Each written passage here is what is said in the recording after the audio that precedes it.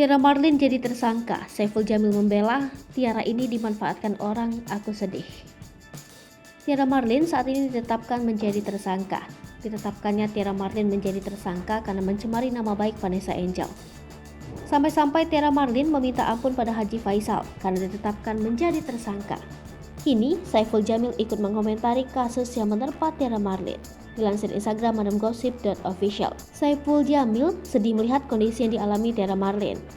Kini publik menunggu bagaimana kelanjutan kasus Tiara Marlin. Tiara Marlin sudah ditetapkan menjadi tersangka oleh polisi, sehingga Tiara Marlin sempat menangis saat ditetapkan jadi tersangka karena ulahnya. Ditetapkannya Tiara Marlin menjadi tersangka karena dianggap menghina nama baik Vanessa Angel. Sampai-sampai Tiara Marlin minta pengampunan pada Haji Faisal. Kini Tiara Marlin setelah ditetapkan menjadi tersangka mengaku saudara dari Ridwan Kamil.